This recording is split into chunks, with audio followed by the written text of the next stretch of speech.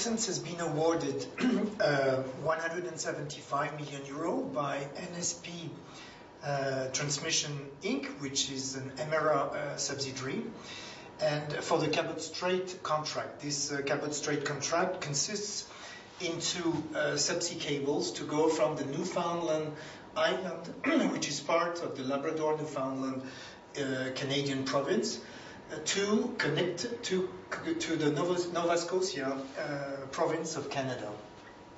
This contract is for a 200 kV DC subsea cable, which has a route of about 200 kilometers, of 170 kilometers, which is around 340 kilometers of cables.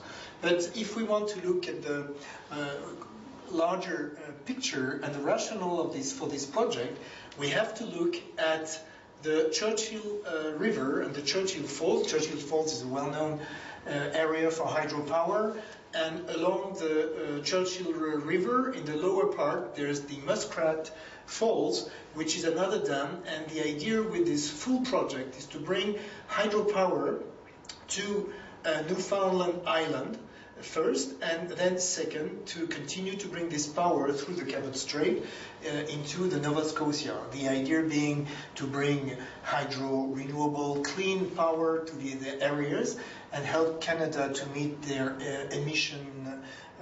CO2 emission targets. That's one idea. The other idea is also to connect Nova Scotia to the rest of the grid, of the northern Canadian grid, as well as to the northern US grid, for example, opening possibilities to bring hydropower to Maine and to New Hampshire.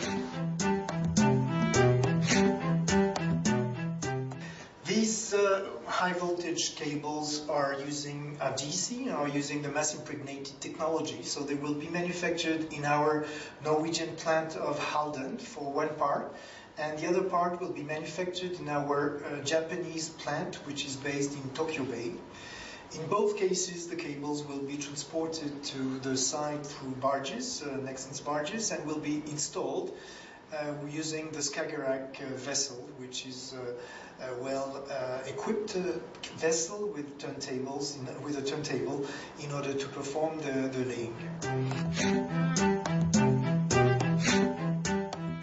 So the submarine cable will, of course, go through different depths. The deepest part will be at 470 meters.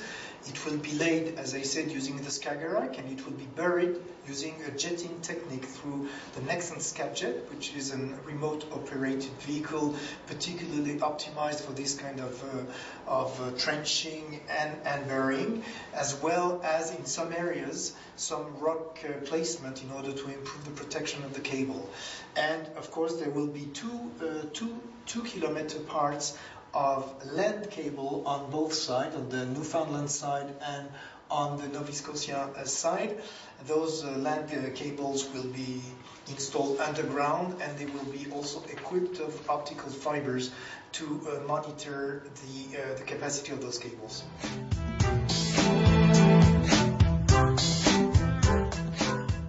In this specific case, the cable is a plus or minus 200 kV DC cable using the mass impregnated technology for the cable. The use of DC technology is very well suited for long lengths, because there's no need along the propagation of the current for induction or inductive or capacitive compensations.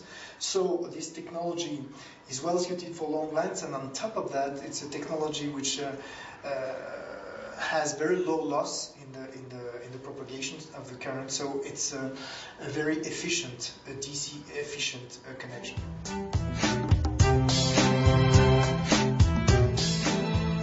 Yes, we saw on the map that to bring the power from the Labrador region to the Newfoundland Island, we had to go through another strait. So this is called the Strait of Belle.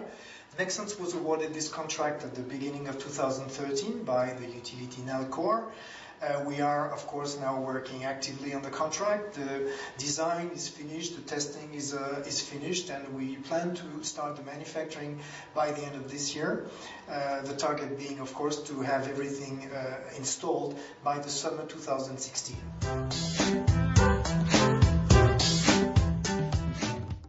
Yes, for more than 10 years now, Nexans has built a very strong track record of high voltage DC connections using MI technology, connections either from islands to continents, interconnectors between different parts of a continent, high voltage DC connections of offshore oil and gas platforms. We have examples in in the Middle East, connections between Bahrain and Saudi Arabia. We have other examples in Europe. For example, connection between Norway and Denmark, connection between Finland and Sweden, connection between the Balearic Islands and Spain. All these examples show that Nexans has built a very strong expertise in the cable design, in the cable MI technology manufacturing, as well as a very strong expertise in the marine installations using the Nexans vessel Skagerrak and using other ROVs.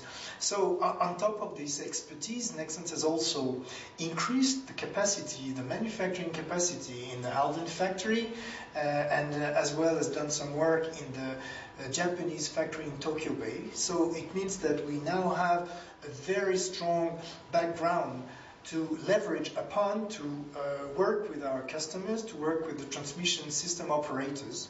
And these transmission operators today are facing an acceleration of the evolution of their networks because they are increasing more and more renewable energy, bringing more and more renewable energy to the network in order to meet the parameters, for example, concerning emission.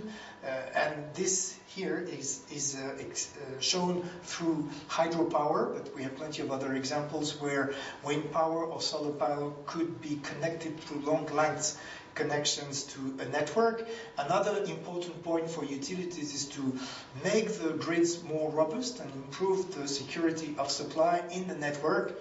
And of course, all this being done in the smartest way, let's say, by improving the efficiency of the network, and in some cases, bringing in the networks around the cables some monitoring systems in order to make these connections even more robust and a bit smarter.